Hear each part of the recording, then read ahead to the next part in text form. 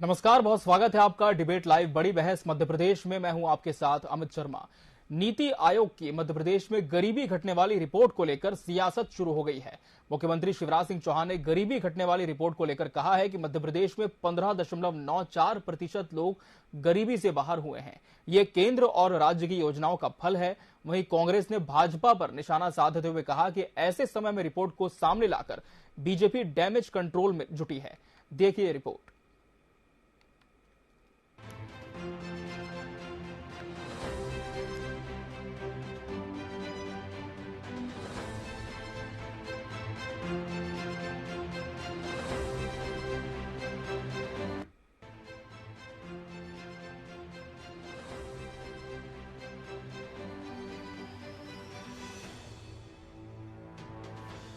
नीति आयोग की गरीबी घटने की रिपोर्ट ने एमपी की सियासत में खलबली मचा दी है।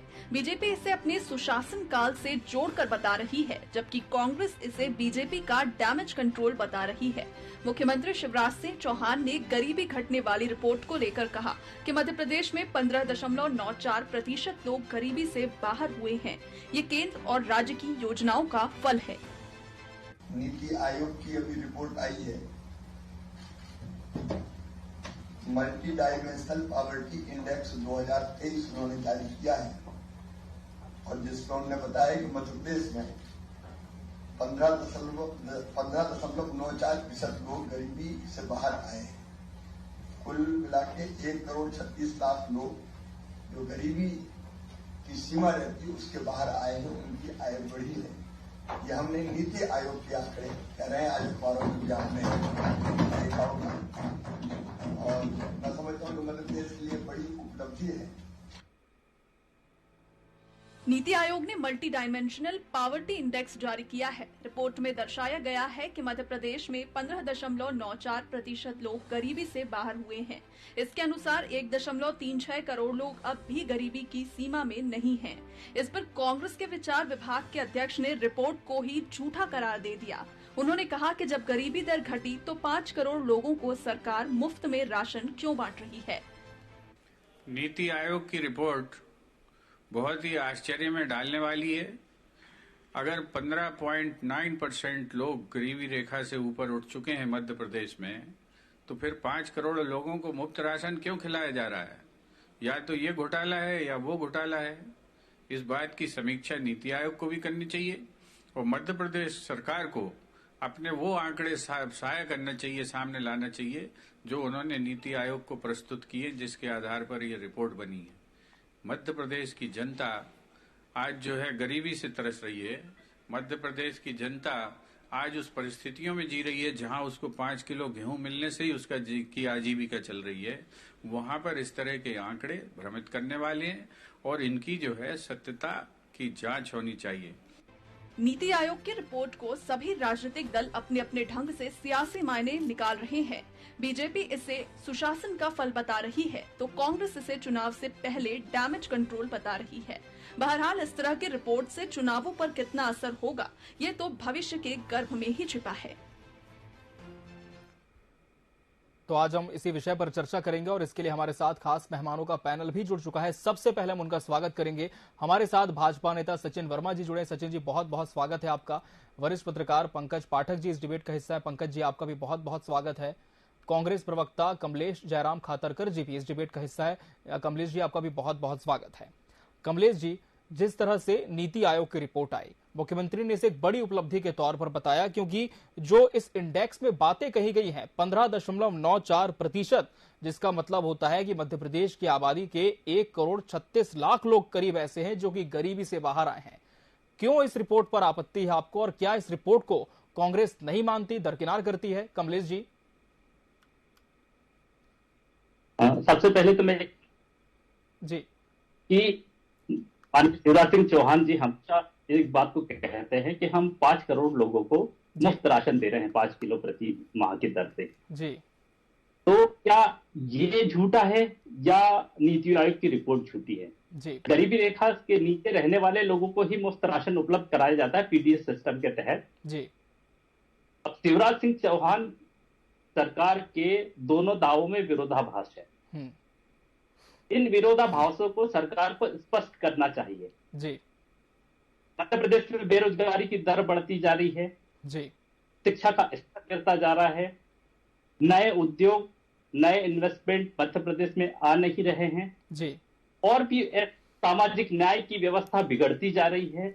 जी नीति आयोग की रिपोर्ट केवल गरीबी रेखा के ऊपर नहीं, और जी भी बहुत सारे मुद्दे हैं जी जिनके ऊपर नीति आयोग अपनी रिपोर्ट जारी करता है। जी लेकिन बिल्कुल। किसी भी क्षेत्र में शिवराज सिंह चौहान सरकार ने जी अपने आंकड़े स्पष्ट नहीं किए हैं। जी और ये जो गरीबी का आंकड़ा भी जो स्पष्ट किया है, जी इसमें कहीं ना कहीं आंकड़ों की बाजीगरी प्रतीत होती है। जी इस तरह की बाजीगरी करके शिवराज सिंह चौहान सरकार जी जनता को भ्रमित करना चाहती है चुनावी वर्ष में। जी आप एक बात देख लीजिए जी कि मध्य प्रदेश की सरकार घोटालों की सरकार है, जी अन्याय और अत्याचारों की सरकार है, जी सामाजिक ताले बाने को बर्बाद करने वाली सरकार है। जी आप इस सरकार का रिकॉर्ड उठाकर देख लीजिए, जी मध्य प्रदेश की जनता का कोई भी वर्ग इस सरकार से खुश नहीं है। जी और जो आंकड़े सामने आ रहे हैं, जनता की तरफ से जो रुझान सामने आ रहे हैं, उसमें शिवराज सिंह चौहान सरकार की विदाई स्पष्ट दिख रही है।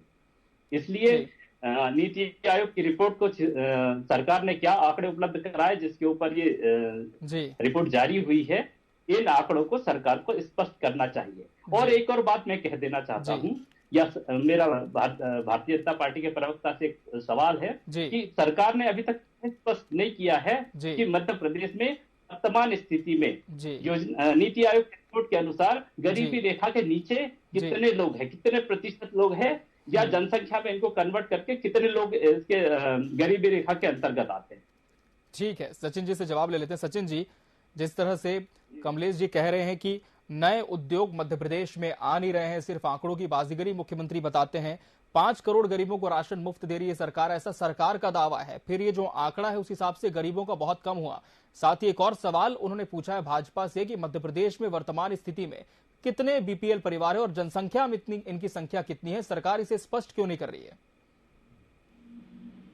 देखिए जी कांग्रेस तो क्या है कि अब चूंकि चुनावी वर्ष है तो हर जो भी आज एक मुद्दा आता है तो उसको अपने चुनावी चश्मे से ही देखने की कोशिश कर रहा है। जी अभी वो मध्य प्रदेश की बात जब निकली है तो मध्य प्रदेश के बारे में इनका जो विरोधाभासी रुख रहेगा।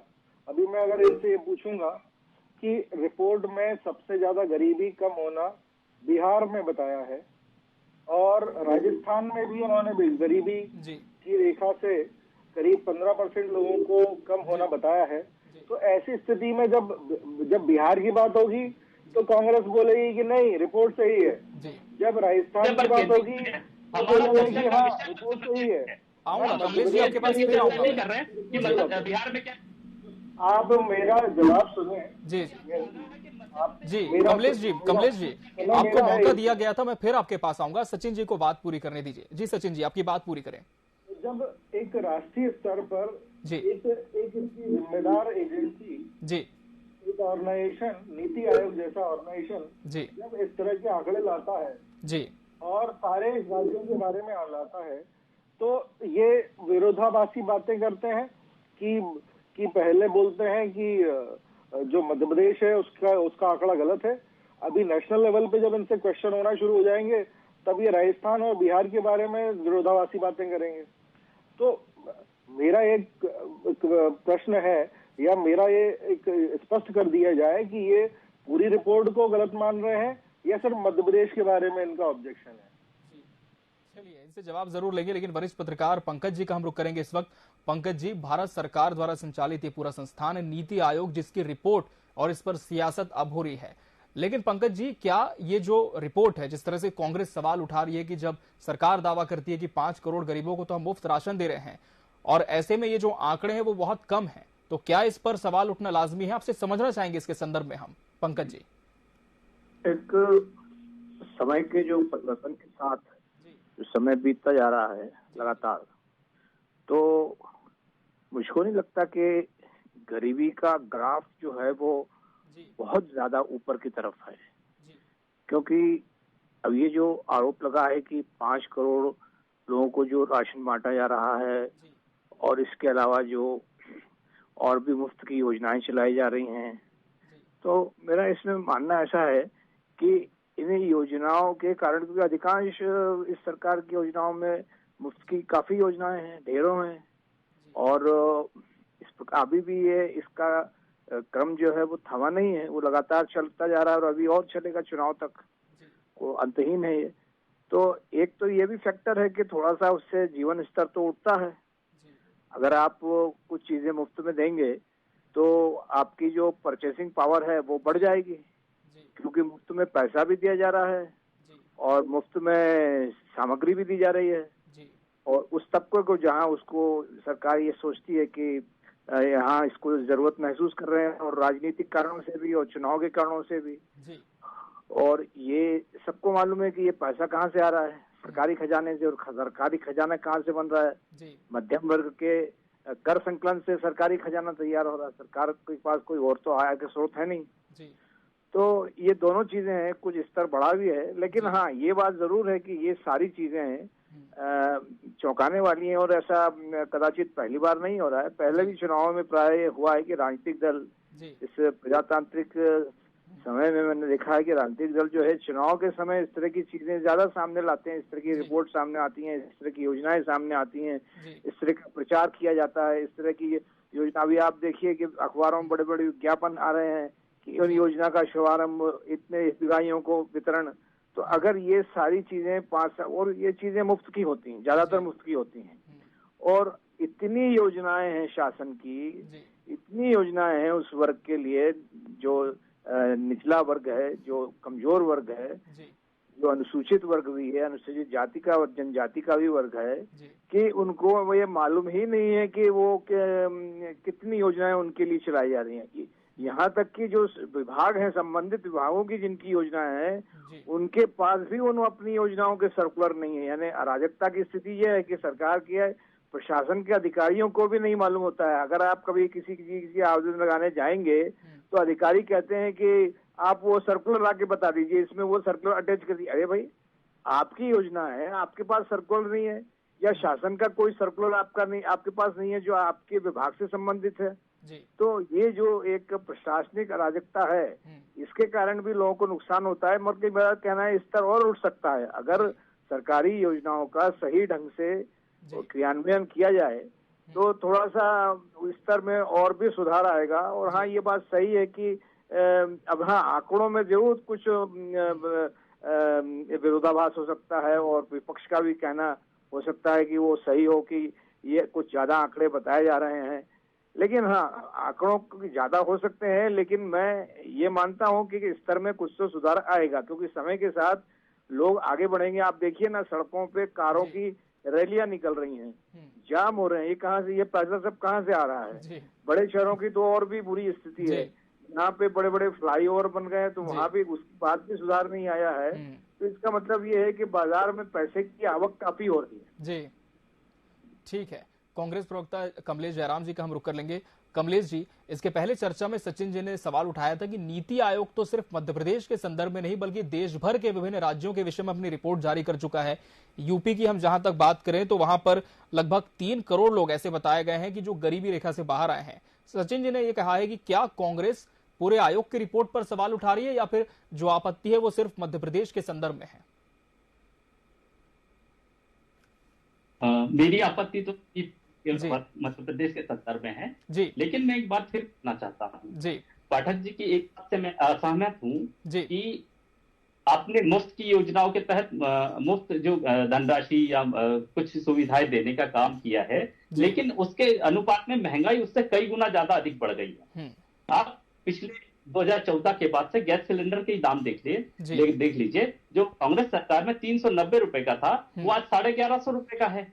और भी खाने पीने की जो खुरदुरा वस्तुएं की सारी कीमतें हैं 3 से 4 गुना तक बढ़ गई है। तो आप ये ऊंट के मुंह में जीरा बराबर योजना, इस तरह की योजनाएं बनाकर जो जनता को लाभ देने का प्रयास कर रहे हैं, तो इस महंगाई की वजह से जनता की परचेसिंग पावर घटी है, ना कि बढ़ी है, क्योंकि मध्य प्रदेश में आय के स्रोत कम हुए हैं। कोई ऐसा नए उद्योग, लोगों को रोजगार की किल्लत है, और जो शासकीय संस्थान जो रोजगार उपलब्ध कराते थे, उनका आपने धीरे धीरे प्राइवेटाइजेशन करना शुरू कर दिया है, तो जिससे रोजगार की कमी मध्य प्रदेश में बढ़ती जा रही है। और जो शासकीय रोजगार है वो सीमित है, और उसमें भी आपने कई विभागों में विभाग खाली हो गए हैं, लेकिन आपने नई भर्तियां की नहीं है, प्रमोशन हो नहीं रहे। तो इस तरह की प्रशासनिक अराजकता जो मध्य प्रदेश में बनी हुई है, प्रशासनिक अव्यवस्था जो मध्य प्रदेश में बनी हुई है, उसकी वजह से मध्य प्रदेश के लोगों की परचेसिंग पावर घट रही है। ठीक है। और एक और बात स्पष्ट कर देना चाहता हूं, तो नीति आयोग की रिपोर्ट का जो जिक्र किया जा रहा है, जब भी मध्य प्रदेश सरकार कोई योजना लॉन्च करती है, उसमें अभी कहा गया कि 1,000 रुपए प्रति माह की दर से हम 1,25,00,000 बहनों को दे रहे हैं। तो निश्चित ही वो गरीबी रेखा के नीचे होंगी, तभी इस योजना में लाभार्थी है। तो अगर वो लाभार्थी 1,25,00,000 है, तो वो आंकड़े हो चाहे 5 किलो मुफ्त राशन वाले आंकड़े हो, ये नीति आयोग के आंकड़ों से मेच नहीं खा रहे हैं। आप बुद्धिजीवी हैं, आप समझदार हैं, पाठक जी भी समझदार है, लेकिन मेरा तो सिर्फ इतना कहना है कि मध्य प्रदेश में अगर गरीबी घटी है, तो ये जो लाभार्थियों की संख्या क्यों बढ़ती जा रही है, ये स्पष्ट कर दे। और अभी तक मैंने विकास जी से पूछा था कि आप ये बताइए कि मध्य प्रदेश में गरीबी रेखा के नीचे जीवन यापन करने वाले लोगों की संख्या कितनी है, या प्रतिशत में आप मुझे जवाब अभी तक आपने दिया नहीं है। ये हमारी जो चर्चा है मध्य प्रदेश के संदर्भ में है, इसलिए मेरा पूरा फोकस मध्य प्रदेश की स्थिति पर है। बिल्कुल, उसी पर हम टिके भी हैं। सचिन जी, जवाब दें जिस तरह से कमलेश जी कह रहे हैं कि जब आप कह रहे हैं कि लगातार उत्थान हुआ है, गरीबी रेखा के जो परिवार थे अब लगातार उनका अपग्रेडेशन हो रहा है, तो फिर जो लाभार्थी हैं सरकार की योजनाओं का लाभ लेने वाले, उनकी संख्या क्यों बढ़ी है? और साथ ही कमलेश जी ने कहा है कि इसके पहले जो सवाल आपसे पूछा गया था कि जितने भी लोग बिलो पॉवर्टी लाइन है उनकी स्थिति क्या सरकार स्पष्ट करेगी? देखिए, बिलो पॉवर्टी लाइन के नीचे के हितग्राहियों को ही लाडली बहना योजना का लाभ मिल रहा है। ये कमलेश जी का थोड़ा सा भ्रांति है। कमलेश जी लाडली जो बहना योजना है उसको ठीक से अगर पढ़ेंगे तो इनको मालूम पड़ेगा कि उसके लिए बिलो पॉवर्टी लाइन में होना आवश्यक नहीं है। दूसरी बात, जहां आप महंगाई के रेशो की बात करते हैं कि महंगाई की दर की जहां बात आती है, तो जब इंदिरा गांधी सरकार थी तब महंगाई का प्रतिशत 28% था। ठीक है, महंगाई की दर जो थी 28% थी। मनमोहन सिंह सरकार में वो दर जो थी वो 11% थी। आज की सरकार में, मोदी सरकार में ये जो दर है ये 8% है। तो आंकड़ों की अगर आपको बात करनी है तो अपन आंकड़ों की बात ही करते हैं। दूसरा, फिर प्रधानमंत्री आवास योजना, सरकार में क्या थे, आयुष्मान योजना, डायरेक्ट बेनिफिट ट्रांसफर योजना, सरकार में क्या थे और आज क्या है, तेल के दाम, दालों के दाम, और भी जो अन्य वस्तुएं थी, स्कूटी, मतलब मनमोहन सिंह जी की सरकार में 50,000 रुपए की आती थी, आज 1,00,000 रुपए की आती है। सारी चीजों के जब दाम बढ़े हैं तो आप आंकड़ों की बाजी करिए, इनको उठाने का प्रयास करिए। ये सारी योजनाओं का आप ही कहकर आए थे कि बहुत हुई महंगाई की बात मोदी सरकार, ये महंगाई की मार है जो 390 रुपए के सिलेंडर 1150 रुपए हो गया। जी, आप उसको डिस्कस नहीं किया। आप अगर इस तरह से अगर वार्ता का स्तर अगर आप ऊपर रखना चाहते हैं तो मुझे भी सुनने का आप अपने अंदर एक वो रही एहसास रखिए कि आप मुझे भी सुन सकते हैं। आप सचिन जी, आप गलत तरीके से पेश कर रहे हैं। बाजी करने में वार्ता के स्तर को नीचे स्तर में मत लेके आइए। वार्ता का स्तर जो है ऊंचा रखिए। आपकी बात भी सुन रहा हूँ, आप मेरी बात भी सुन रहे हैं, ठीक है? तब वार्ता का स्तर जो है वो ठीक बना रहेगा। नहीं तो हम निचले स्तर पे जो हंगामे वाली वार्ता करके और उड़ जाएंगे, है ना? जनता सुनना चाहती है, आपको भी और मुझे भी, तो जनता को भी सुने और एंकर को भी सुने। तो मैं जो बता रहा था कि प्रधानमंत्री आवास योजना, आयुष्मान योजना, राष्ट्रीय खाद्य सुरक्षा मिशन, प्रधानमंत्री जनधन योजना, mid day meal scheme, skill India, प्रधानमंत्री जीवन ज्योति बीमा योजना, NRLM, डायरेक्ट बेनिफिट ट्रांसफर योजना, स्वच्छता मिशन, प्रधानमंत्री आवास योजना, आपने इन सारी योजनाओं के बेनिफिशियरीज को देखा है? आज प्रधानमंत्री मोदी हैं और मोदी जी ने आज 300 प्लस लोकसभा की सीट्स लेके हम आए हुए हैं, तो उसके कोई तो रीजंस हैं। प्रधानमंत्री आवास योजना में मैंने जो उसके जो बेनिफिशियरीज हैं उनकी सक्सेस स्टोरी सुनी है। उन्होंने, उनके स्टेटमेंट यह है कि 60 साल में पहली बार उनको आवास का लाभ मिला है, घर मिला है उनको इस देश में। तो आप उन सब बातों को कंसिडर कीजिए, वो सारी बातों से लोगों का लिविंग स्टैंडर्ड जो है बढ़ा है। ठीक है, जो वरिष्ठ पत्रकार पंकज पाठक जी का भी हम रुख करेंगे। लगातार इस डिबेट में हमारे साथ जुड़े हुए पंकज जी, अब चूंकि इस आयोग की रिपोर्ट को लेकर बीजेपी एक बहुत बड़ी उपलब्धि के तौर पर इसे प्रचार कर रही है और आने वाले समय में प्रचार और बढ़ेगा भी जब चुनाव आएंगे, लेकिन क्या आपको लगता है कि ये जो रिपोर्ट है वो सरकार को कहीं न कोई माइलेज दे पाएगी, या फिर जिस तरह से विपक्ष कह रहा है कि सिर्फ एक रिपोर्ट है और कागजों पर ही सीमित रह जाएगी? देखिए, एक तो मैं आंकड़े को दुरुस्त कर दूं जी, जो आंकड़ा आया अभी सामने कि गैस की टंकी की कीमत 1150 रुपए है, तो ऐसा नहीं है। जो बिना सब्सिडी की गैस की टंकी है वो 1108 रुपए है, 8 रुपीज 1108 रुपए है एक चीज। और जो कमजोर वर्ग है उसके लिए सब्सिडाइज रेट पे जो है टंकी सस्ते में मिलती है, यानी 500 रुपए से भी कम कीमत में मिलती है, जो उनको पैसा संभवतः बैंक में जमा हो जाता है, जो कि पहले से चला आ रहा है। कई लोग इसका लाभ भी उठा रहे थे, जो मीडियम क्लास के लोग थे वो भी इसका, और जो अपर क्लास के थे वो भी इसका लाभ उठा रहे थे। फिर प्रधानमंत्री के हस्तक्षेप के बाद लोगों ने अपनी स्वेच्छा से लाखों करोड़ों लोगों ने जो है वो पैसा लौटाना, वो मतलब उसमें से अपने आप को अलग किया और वो पूरे की दाम उन्होंने उसके चुकाना प्रारंभ किया। एक चीज तो ये हो गई। दूसरी चीज ये है कि ये जो विरोधाभास सामने आ रहा है लगातार बहस में कि इधर तो जो है वो पैसा दिया भी जा रहा है मुफ्त की योजनाओं में, और उधर जो है वहां पे जो है ये गरीबी भी जो है वो इसका मतलब बनी हुई है जो पैसा दिया जा रहा है, और उधर आंकड़े कह रहे हैं कि वो थोड़ा सा जीवन स्तर बढ़ गया है, गरीबी घटी है। तो देखिए, ऐसा है कि जब तक चुनाव प्रणाली हमारी प्रजातांत्रिक संसदीय प्रजातंत्र में ये चुनाव प्रणाली चलती रहेगी और जो तौर तरीके हैं राजनीतिक दलों के चुनाव लड़ने के अभी वर्तमान में, अगर ये इसी प्रकार से बने रहे तो गरीबी चाहे जितनी भी घट जाए और जीवन स्तर चाहे जितना ही बढ़ जाए, सरकार लोगों को प्रलोभन देने के लिए मुफ्त की योजनाएं बंद नहीं करेगी, बल्कि इन योजनाओं में आपकी कितनी भी अमीरी बढ़ जाए वो लागू रहेगी। ऐसा तो नहीं होगा कि गरीबी पूरी तरह खत्म हो गई और सारा जो कमजोर वर्ग है वो मीडियम क्लास में जो है वो ट्रांसफर हो गया हो। ऐसा तो मुझे नहीं लग रहा कि शायद अगले 10, 20, 50 साल में ऐसा हो जाएगा। तो मुझको लगता है कि सरकार ये लाभ देना चाहती है, तो जब ये लाभ मिल रहा है तो लोग क्यों नहीं लेना चाहेंगे?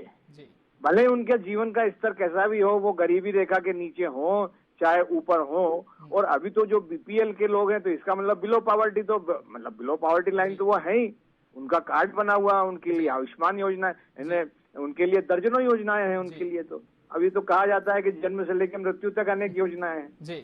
तो कहने का मतलब ये है कि लोग जो है मुफ्त की योजनाओं का लाभ जो है जीवन स्तर उठने के बाद भी, गरीबी के से मुक्त होने के बाद भी क्यों छोड़ना चाहेंगे अगर सरकार देना चाहती है? जी बिल्कुल। कमलेश जी, आपकी बात पूरी करें फिर हम समापन करेंगे कार्यक्रम का। जी जल्दी से। सचिन जी ने एक बात कही थी कि लाडली बहना योजना में बिलो पावर्टी लाइन का कोई बैरियर नहीं है, लेकिन मैं एक बात स्पष्ट कर देना चाहता हूं, तो क्या मतलब आप प्रत्येक वर्ग की महिलाओं को इस योजना का लाभ दे रहे हैं? जी, तो इस हिसाब से तो मध्य प्रदेश की लगभग आधी आबादी को इस योजना का लाभ मिलना चाहिए था, अगर कोई बिलो पावर्टी लाइन का बैरियर नहीं है तो। अब मैं एक और बात अपनी तरफ से कहना चाहता हूं कि जब आपकी आय के स्रोत नहीं बढ़ेंगे तो आपको लोगों को जीवन यापन करने के लिए डायरेक्ट बेनिफिशियरी योजनाओं को बनाना ही पड़ेगा, और इस तरह से लोगों के लिए रोजगार उत्पन्न करने में शिवराज सिंह चौहान सरकार नाकाम रही है, इसलिए इस तरह की योजनाएं लागू करनी पड़ रही है। और एक और बात मैं कहना चाहता हूं कि इस तरह की आपकी बाजीगरी आप कब तक करते रहेंगे? 18.5 साल से अधिक की आपकी सरकार हो गई है। अगर इस तरह की अव्यवस्था मध्य प्रदेश में आज भी व्याप्त है तो इसके लिए जिम्मेदार आप हैं। माननीय नरेंद्र मोदी जी ने एक बार लाल किले के प्राचीर से कहा था कि सन 2022 तक कोई भी व्यक्ति पक्के मकान का नहीं रहेगा। मैं पूरे मध्य प्रदेश नहीं, मैं मध्य प्रदेश की राजधानी भोपाल के किसी भी गली, किसी भी चौक, किसी भी चौराहे में आकर देख लीजिए, आज भी लाखों झुग्गियां बनी हुई है। तो ये क्यों है? किसानों की आय दुगनी करने का वादा 2022 तक माननीय नरेंद्र मोदी जी ने किया था। क्या किसानों की आय दोगुनी हो जाएगी? आज भी सरकारी आंकड़ों के अनुसार जी भारत के किसान की आय केवल 30 रुपए प्रतिदिन है और मध्य प्रदेश कृषि प्रधान राज्य है। उसके बावजूद आप इस तरह के आंकड़े पेश करते हैं कि हम 15.5 करोड़ लोगों को हमने, चलिए तो आंकड़ों पर कभी भी जो है वो कोई भी बहस पूरी नहीं हो पाती, लाइन से ऊपर ला दिया है जी। तो मध्य प्रदेश की वास्तविक स्थिति इन आंकड़ों से मेल नहीं खाती है। इस तरह के झूठे आंकड़े पेश करके आप जनता को भ्रम में डालने का प्रयास न करें, जनता को बहकाने का प्रयास करें। चलिए तो कहीं ना कहीं अब लगातार इस रिपोर्ट पर भी सवाल उठने लग गए हैं और ये जो सवाल है वो समय के साथ बहुत आगे बढ़ते हुए दिख रहे हैं। लेकिन फिलहाल देखना होगा कि सरकार किस तरह से इस पूरी रिपोर्ट पर और कांग्रेस के सवालों पर स्टैंड लेती है और विपक्ष इस रिपोर्ट के माध्यम से किस तरह से जनता के बीच कोई संदेश लेकर के जाता है। बहरहाल अब तीनों मेहमानों का बहुत बहुत शुक्रिया हमसे इस डिबेट में जुड़ने के लिए और इसका सार्थक हिस्सा बनने के लिए आपका बहुत बहुत धन्यवाद। और इसी के साथ इस कार्यक्रम में आज के लिए फिलहाल इतना ही। मुझे दीजिए इजाजत, नमस्कार।